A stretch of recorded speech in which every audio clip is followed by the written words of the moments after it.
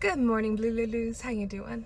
Sometimes I wish I didn't have the foresight. Sometimes I wish I couldn't see so far into the future, and I feel jealous of people who can't, because it must be so much easier to stay present in the current moment without being able to see exactly what's coming down the pipe and being absolutely petrified of it. Yesterday we talked about the scene from The Good Place where Eleanor realizes this is a bad place. Well, the other scene that keeps playing in my head is from Game of Thrones, right? Where Marjorie is standing in the sept and Cersei's not there for her trial, and Marjorie says she knows what will happen to her if she's not here. She understands the consequences of her actions, and if she is not here, that means that she's not planning on paying those consequences. And then boom, right? That's what's happening right now too. Because if the Joker administration really took to heart the fact that he has a 37% approval rating, if they cared about the fact that our economy is in virtual free fall, if they thought that they were going to have to be put on trial for all of the crimes that they have committed, they would not be acting this way. If they felt genuinely accountable to the people that put their tallies in for them, they would not be acting this way. They're not leaving. Yes, we see what's happening in Texas, right? And I am so encouraged by what the Team Blues are doing there. But just yesterday, the Democratic lawmakers that are being protected in Illinois had to be evacuated from their hotel due to bad threats. And that's going to continue to happen because we are existing under an administration that not only encourages political V-word, it applauds it. They make people believe that doing horrible things on his behalf is valiant and sacred and godly, and that is incredibly dangerous. We have already seen it. He pardoned 1,800 people from the 6th. They're all around us. They're literally wandering around the streets. Well, some of them have already been arrested again for other crimes, but that's not going to go away. And so I can't even picture a world where these lawmakers are going to be able to go back to Texas and be safe. That's a huge deal. And in a normal world, you would never even dream of doing something like that, because obviously nobody's going to stand for that, but they don't care what you stand for. They no longer have accountability to you, to me, or to anybody. I've heard people say, well, that can't be true, right? Because obviously he's worried about the E word, otherwise he wouldn't be trying to get those seats in Texas. And I don't think that's true.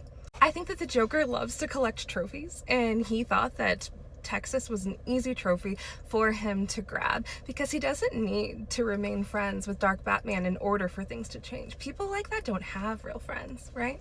Their relationships are purely transactional. And Dark Batman said, in the event that Wonder Woman gets into that office and I'm going to prison for the rest of my life, yeah, that's still true.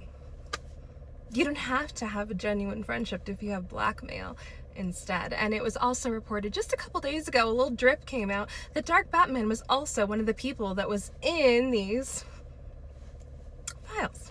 So they don't have to be friends for him to elicit that help. It's not a coincidence that the very first acts that he took to our institutions was USAID, right? Because Walter Mebane, the statistician that has been working with Echo Tango Alpha to determine all of these statistics, yeah, that's how he was funded. He is a world-renowned statistician who said that there is a 0% chance that something didn't happen here. And surprisingly, he's the first person that Dark Batman got rid of. Yeah, that's not a coincidence. So while they're defending human traffic movers, while they're suspending habeas corpus, while they're erecting C-word camps, while they're using our resources for golf trips and vacations and changing the water flow for kayaking trips, just remember that our voices are not the only thing that they find to be important. Look at the things that they're doing right now and ask yourself if they find our consent to be valuable enough to protect. Because it's obviously not. But Echo Tango Alpha is continuing to fight back. They are filing lawsuits in Texas, Florida, and North Carolina. They're looking for lawyers in those places as paid positions. So if that's something that you're interested in, please reach out to their website. You can go to board@ETA, but spell the words out.org, and you can reach out to them with the subject line saying lawyer and your state. And they're also looking for plaintiffs in a few counties in Florida. You can consult their website there as well to join these lawsuits and hopefully do something. It's not about changing the past, you guys. It's about protecting the future, because their reckless disregard for the law did not start on January 20th, and it's not going to end next November.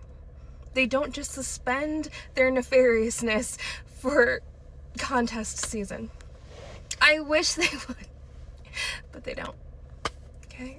Thank you, J.B. Pritzker, James Tellerico, Governor Newsom, and everybody else who is trying so hard to fight the good fight right now. It really matters that you're standing up and doing something. It is so refreshing. I think we're definitely in for it, but I am happy to be in it with you guys. And thank you, World Talk, for continuing to share the stories of Americans and showing that we're not all like that. We're not all MAGA. And I love to see the videos from people who are recognizing the suffering that's happening here and not lumping us all in with them.